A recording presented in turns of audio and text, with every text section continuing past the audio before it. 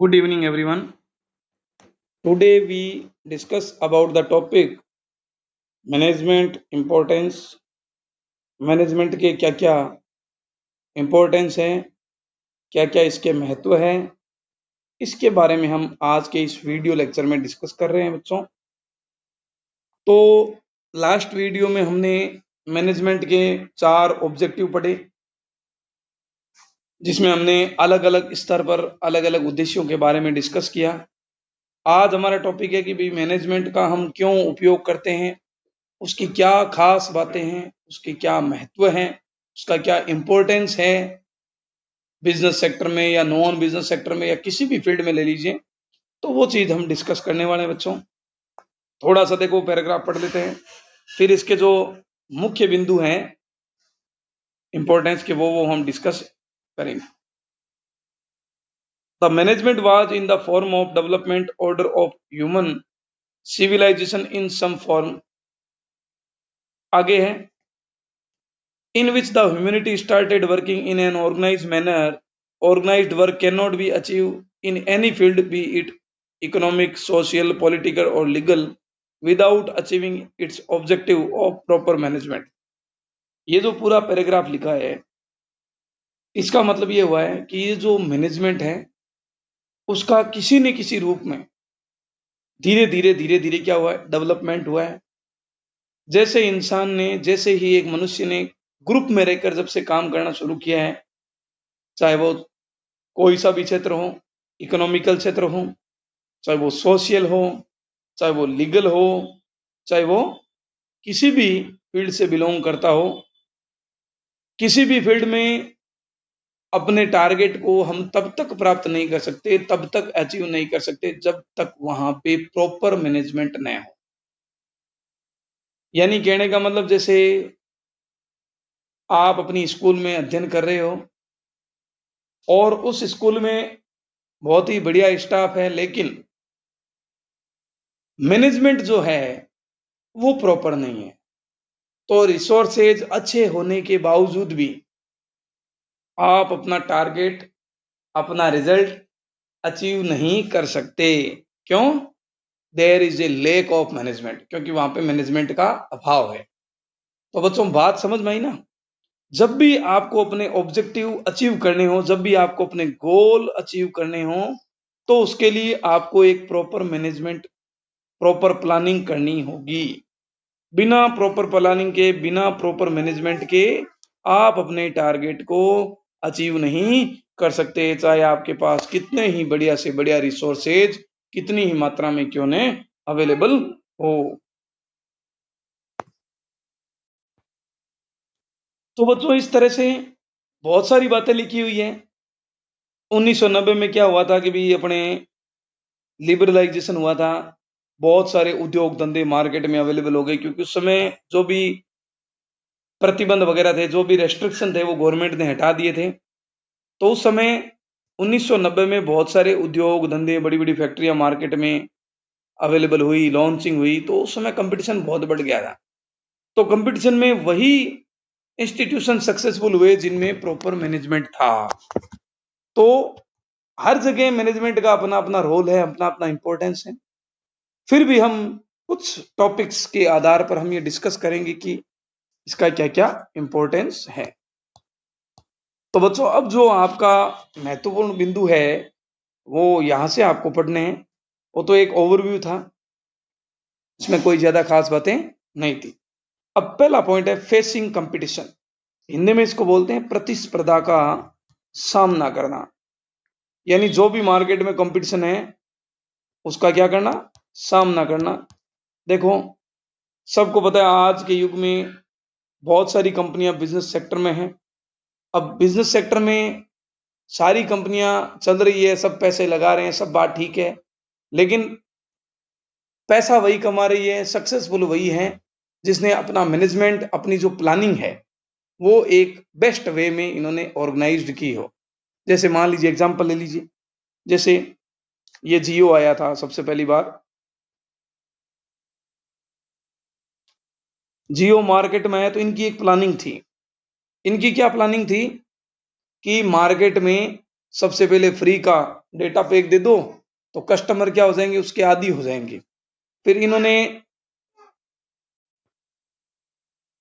Sorry for technical error, तो मैं बता रहा था बच्चों कि जो भी ये जियो आई थी अपनी, इनका एक अपना सोचा समझा गया प्लान था कि पहले फ्री की स्कीम दी जाए, फिर ज्यादा से ज्यादा एक बार अपने कस्टमर जोड़े जाए। तो पूरे इंडिया लगभग कवर कर लिया था इन्होंने, क्योंकि सबको फ्री में प्लान दे रहा था, बाकी सब कंपनियां पैसा ले रही थी, ये फ्री के प्लान दे रहा था, वो भी विद 4G स्पीड। तो सारे कस्टमर एक साथ अलग अलग कंपनियों के जियो में ऐड हो गए। अब बाद में इन्होंने साल भर बाद क्या किया, वो प्लान जो उस समय 399 400 में आता, इन्होंने कर दिया 599 या 400 रुपए, 450 रुपए। तो इन्होंने अपना घाटा तो कवर कर लिया, लेकिन वो सब था इनका एक सोचा समझा गया प्री प्लान।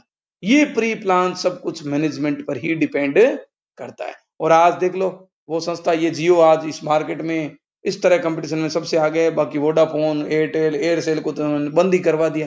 तो कंपटीशन में वही इंस्टीट्यूशन फेसिंग आउट कर पाते हैं जिनका मैनेजमेंट प्रॉपर वे में हो, जिनकी प्लानिंग बहुत बढ़िया हो, जिनका ऑर्गेनाइजेशन एक परफेक्ट रूप में हो, सब कुछ सही होना चाहिए। अब लैंग्वेज के रूप में पढ़ते हैं, क्या लिखा है। In today's time every business area has become competitive.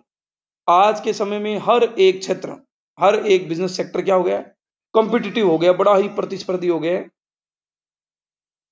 This competition has not only emerged due to internal organization। यह प्रतिस्पर्धा केवल अपने इंडिया में ही नहीं है, बाहरी उपक्रमों से भी क्या हुई है, पैदा हुई है। यानी इंटरनल ऑर्गेनाइजेशन से ही क्रिएट नहीं हुई है, एक्सटर्नल ऑर्गेनाइजेशन से भी ये इफेक्ट हुई है। अब देखो इसमें क्या होता है, तो आज के युग में जो ये मैनेजमेंट है, इसका मुख्य कार्य क्या है कि कंपटीशन में एक संस्था को प्रतिस्पर्धी बनाना, और इस कंपटीशन से फेस आउट करने के लिए आपको क्या करना पड़ेगा, सबसे पहले एक बेस्ट प्रोडक्ट बनाना पड़ेगा, वो भी ऑप्टिमम कॉस्ट पर, जिसकी कीमत एकदम बिल्कुल कम हो और ग्राहकों को वो सस्ते रूप में मिले। और ये काम तभी संभव है जब आप अपना मैनेजमेंट इफेक्टिव तरीके से करते हो, अपना इंस्टीट्यूशन का अच्छे से अच्छे ढंग से क्या करते हो, मैनेजमेंट करते हो, अच्छी प्लानिंग करते हो, रिसोर्सेज का ऑप्टिमम यूटिलाइजेशन करके उस प्रोडक्ट की कॉस्ट ऑप्टिमम रखते हो, एकदम कम रखते हो, जिससे ग्राहक को भी वो संस्था को भी, उस ग्राहक को भी वो प्रोडक्ट कैसा मिलेगा, सस्ते मूल्य पर, एकदम कम रेट पर मिलेगा, तो वो उस कंपनी का कस्टमर बना रहेगा। अब देखो बच्चों, दूसरा पॉइंट है डेवलपमेंट ऑफ रिसोर्सेज। देखो मुख्य मुख्य जो बातें हैं वही बता रहा हूं बच्चों। जो भी रिसोर्सेज होते हैं उन सबका डेवलपमेंट भी मैनेजमेंट पर डिपेंड करता है। एक संस्था हो चाहे वो देश हो, उसका विकास कब होगा, उसका डेवलपमेंट कब होगा, जब उसके जो भी रिसोर्सेज है उनका डेवलपमेंट होगा। जैसे एग्जांपल ले लीजिए, एसएल मेमोरियल स्कूल है, उसकी क्लास 12th में 18 विद्यार्थी हैं। अगर ये 18 के 18 विद्यार्थी अपना डेवलपमेंट कर लेते हैं, यानी माइंड से इनकी हर टेस्ट में अपनी एक्टिविटी अच्छी रहती है, रिजल्ट इनका शानदार रहता है, यानी इन सबका क्या हो रहा है, डेवलपमेंट हो रहा है। तो जब इन सबका डेवलपमेंट होगा तो एसएल मेमोरियल का ऑटोमेटिक क्या हो जाएगा, डेवलपमेंट होगा। तो एक देश में जो भी रिसोर्सेज होते हैं, चाहे वो ह्यूमन रिसोर्सेज हो और चाहे वो फिजिकल रिसोर्सेज हो, अगर उन सबका डेवलपमेंट हो गया तो उस देश का अपने आप ही डेवलपमेंट हो जाएगा। समझ गए होंगे बच्चों। तो कोई भी देश या कोई भी इंस्टीट्यूशन है, कोई भी ऑर्गेनाइजेशन है, उसका डेवलपमेंट तभी संभव है जब उसके रिसोर्सेज का डेवलपमेंट हो। अब ये बात मायने नहीं रखती कि कोई भी जो संस्था है उसको कितने रिसोर्सेज विरासत में मिले हैं, कितने उसको पहले से मिले हैं, उसने कितने खुद ने कमाए, वो ये चीजें मायने नहीं रखती। बल्कि मायने क्या रखती है कि उस खुद मैनेजमेंट ने कितने रिसोर्सेज क्रिएट किए हैं। या जो, जैसे एग्जांपल ले लीजिए कि आपको आपके पिताजी से 5 लाख रुपए की वसीयत मिली। अब उस 5 लाख का जो रिसोर्सेज वो आपका मैटर नहीं करता है मैनेजमेंट में। मैनेजमेंट में मैटर ये करता है कि इस 5 को आप 15 कैसे बनाओगे। आपके देश में कितने रिसोर्सेज है वो मायने नहीं रखता, आप उन रिसोर्सेज का डेवलपमेंट कैसे करते हो, उनका इंक्रीमेंट कैसे करते हो, ये डिपेंड करता है उस देश के डेवलपमेंट को। और ये सारी चीजें कब डेवलप्ड होगी, जब आपका मैनेजमेंट एक बेटर वे में होगा। तो मैनेजमेंट क्या करता है कि इन रिसोर्सेज का डेवलपमेंट करने का महत्वपूर्ण कार्य करता है। मैनेजमेंट में क्या होता है बच्चों, जो भी रिसोर्सेज है उनकी एकदम सही तरीके से प्लानिंग होती है, उनका जिस जगह पे जहां यूज करना होता है वहीं यूज करना किया जाता है, उनका मिस यूज नहीं होता। जो भी human resources in physical resources का यूजेज कर रहे हैं वहां उन पर कंट्रोलिंग रखते हैं, उनका सुपरवाइजेशन करते हैं, और अगर थोड़ी बहुत उनको कमी दिखती है तो वो वहां पे ऑब्जर्वेशन करते हैं, एडवाइस देते हैं। तो इस तरह से रिसोर्सेज का ऑप्टिमम यूटिलाइजेशन कर कर ही हम अपने देश का और अपनी उस इंस्टीट्यूशन का डेवलपमेंट कर सकते हैं। और ये तभी संभव है जब आपका मैनेजमेंट इफेक्टिव होगा, अच्छे ढंग का होगा, कार्यकुशल तरीके का होगा, बेस्ट प्लानिंग होगी। अब है एप्रोप्रिएट यूज ऑफ रिसोर्सेज, ये लगभग इससे मिलता जुलता ही है बच्चों भी जो मैंने बताया।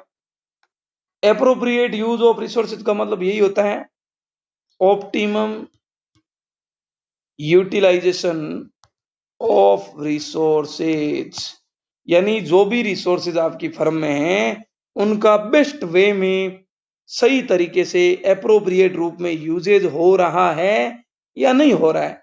जैसे आपकी फैक्ट्री में 15 वर्कर हैं, अब 15 वर्कर सुबह अपने 9 बजे आगे टाइम से और वो अपना काम कर रहे हैं, आप उस संस्था से छोड़कर कहीं थोड़ी दूर बाहर चले गए, अब वो सारे के सारे 15 वर्कर क्या अपने आप मस्ती कर रहे हैं, आराम कर रहे हैं, बातचीत कर रहे हैं, लेकिन फर्म में कोई काम नहीं हो रहा है। तो यहाँ पे वो एप्रोप्रिएट यूजेज नहीं है।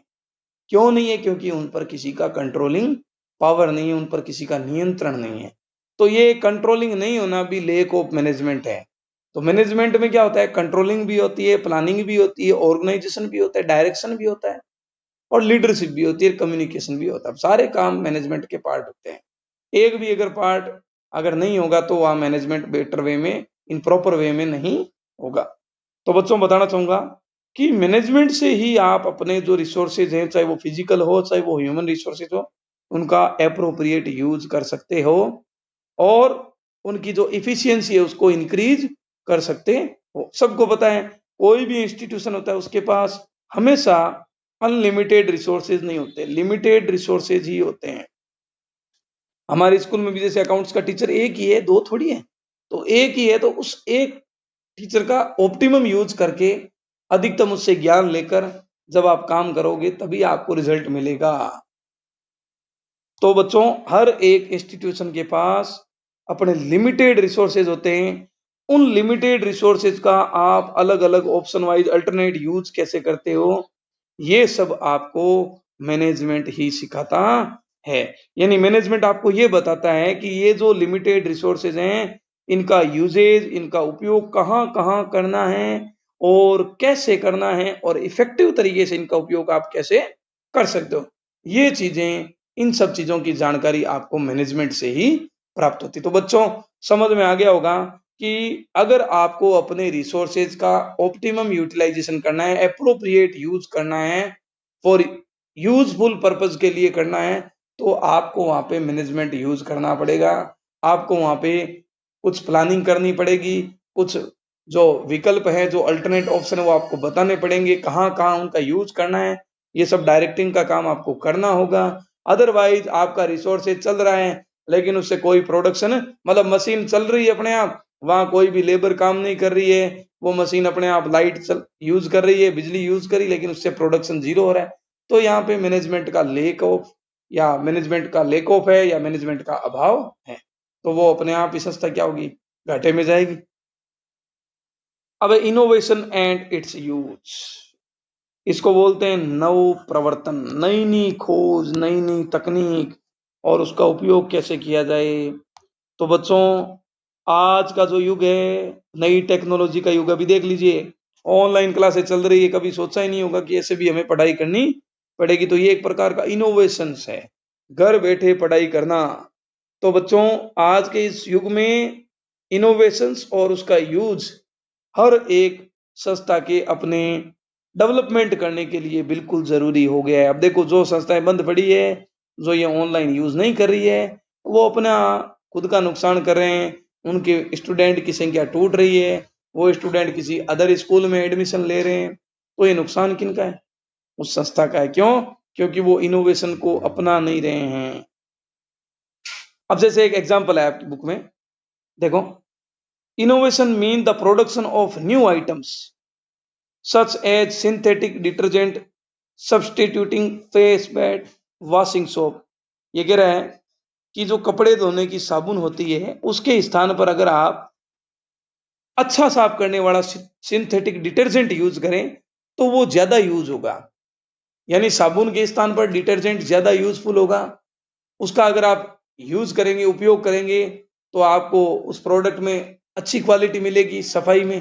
तो ये इनोवेशन वही संस्था करती है कि साबुन के स्थान पर हमें डिटर्जेंट का प्रोडक्शन करना चाहिए।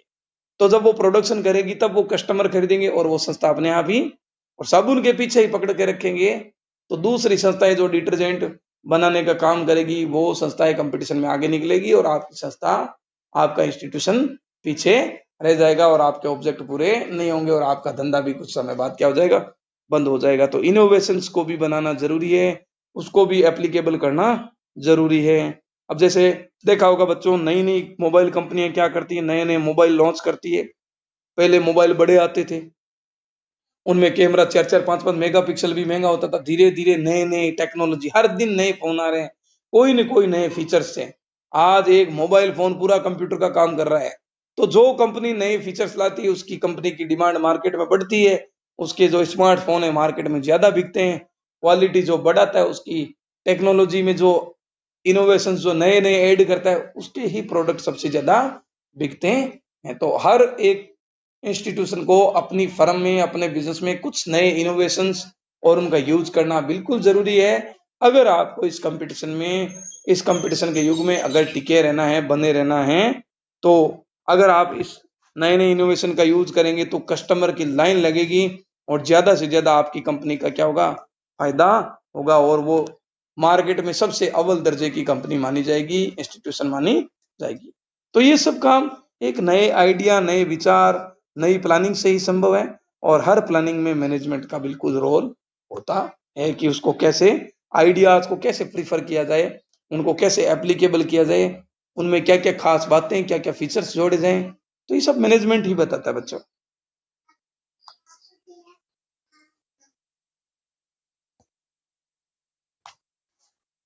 अब बच्चों, संगठन का जो है ऑर्गेनाइजेशन सर्वाइवल एंड ग्रोथ, यानी एक जो संस्था, एक जो ऑर्गेनाइजेशन, उसका जो अस्तित्व है, उसकी जो एंटिटी है, वो बनाए रखना प्लस उसमें वृद्धि करना। यानी सुनना बच्चों ध्यान से, जैसे एक शॉप है,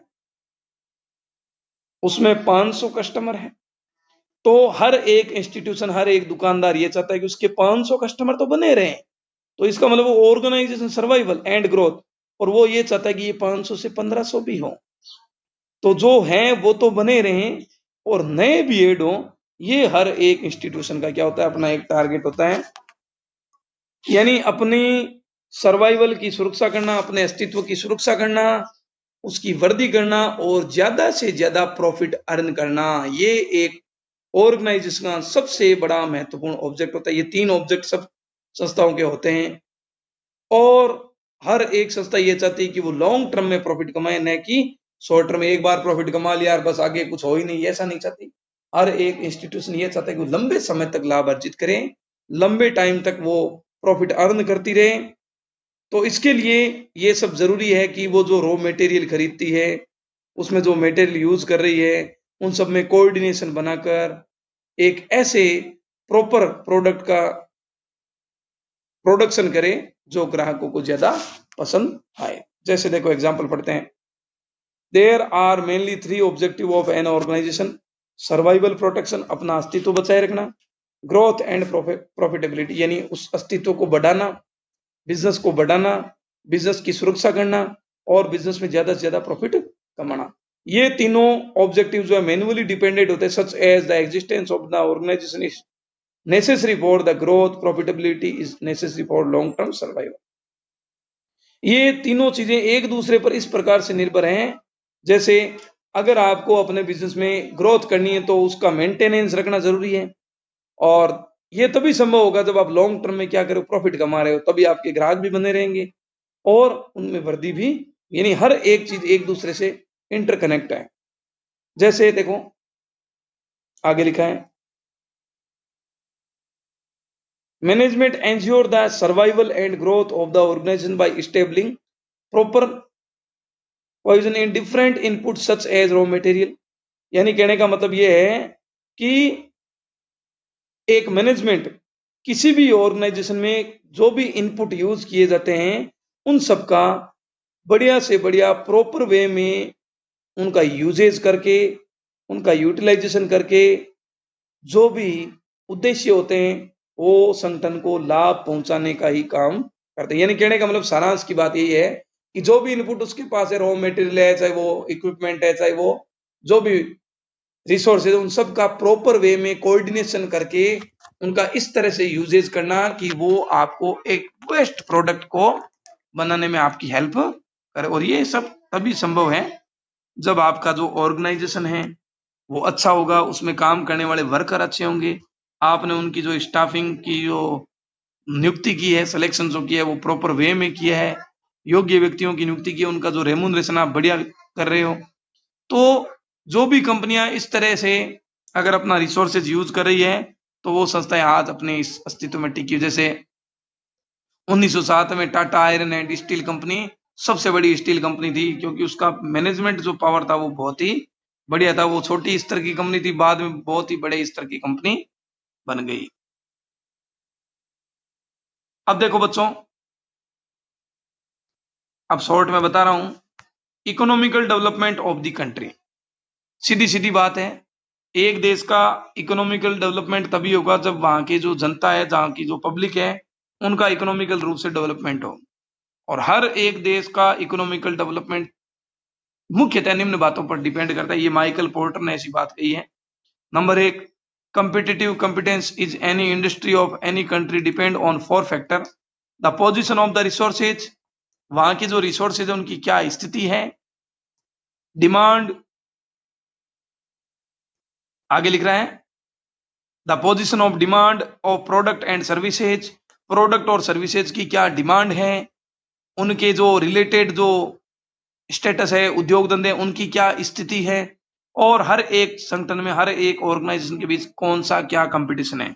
यदि ये सारे फैक्टर जो हैं फेवरेबल हो उस संस्था के, उस देश के, तो वो देश अंतरराष्ट्रीय स्तर पर, इंटरनेशनल लेवल पर भी क्या करता है, हमेशा ग्रोथ करता है। और उस देश का आर्थिक विकास होने से उस देश की जो पब्लिक होती है, जो स्थानीय संगठन होते हैं, लोकल बॉडीज होती है, उनका भी अपने आप ही क्या होता है, डेवलपमेंट होता है। अब coordination in different interested group, हर एक संगठन में, हर एक रुचि समन्वय में संगठनों में क्या कोऑर्डिनेशन बनाए रखना। अब देखो, एक ऑर्गेनाइजेशन होता है, उसमें बहुत सारे वर्कर काम करते हैं और सबका माइंड अलग अलग प्रकार का होता है। जैसे सबसे पहले तो जो मालिक होता है उसे हम स्वामी कहते हैं, ओनर कहते हैं। उसके कई कस्टमर होते हैं, उसके कई एम्प्लॉयर होते हैं, फाइनेंस करने वाले इंस्टीट्यूशन होते हैं, इन्वेस्टर होते हैं, गवर्नमेंट होते हैं और सोसाइटी होती है।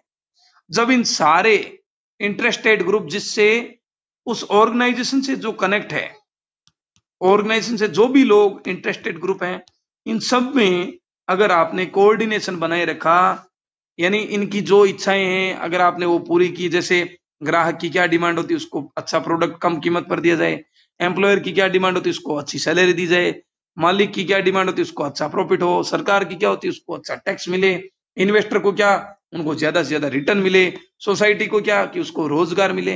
तो अगर इन सब की जो रिक्वायरमेंट अगर आप पूरी करते हो तो आप इस संगठन की, इस समुदाय की सबसे बेस्ट संस्था बनते हो, यानी आपका सबसे अच्छा डेवलपमेंट माना जाता है। जब आपके जो संगठन के जो इंटरेस्टेड ग्रुप होते हैं उनमें अगर आपने कोऑर्डिनेशन बना के रखा है तो आपकी संस्था बिल्कुल लाभ अर्जित करेगी और वो इस प्रतिस्पर्धा में टिकी हुई रहेगी।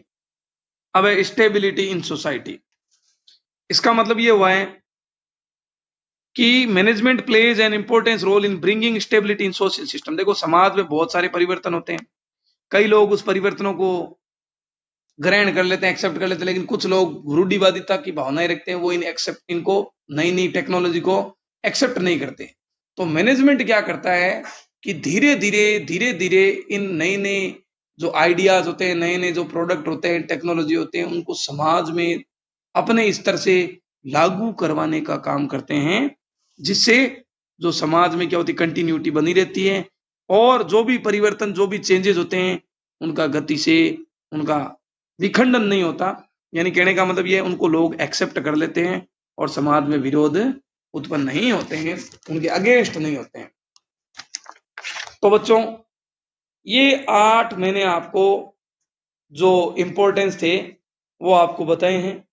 अब नेक्स्ट जो हमारा टॉपिक होगा मैनेजमेंट नेचर होगा, कि मैनेजमेंट की क्या क्या प्रकृति है, उसका क्या क्या नेचर है। आज के वीडियोस में हमने जो 8 बिंदु पढ़े, कुछ अपनी भाषा में, कुछ किताब की लैंग्वेज में आपको पढ़ाया। जरूर आपको हमारा वीडियो अच्छा लगा है तो उसको लाइक और शेयर, और वीडियो के आखिर में जो भी आपका फीडबैक है वो कमेंट के जरिए आप हमें बताएं। तो इन्हीं शब्दों के साथ मैं विकास आप लोगों से अलविदा लेता हूं। जय हिंद, जय भारत।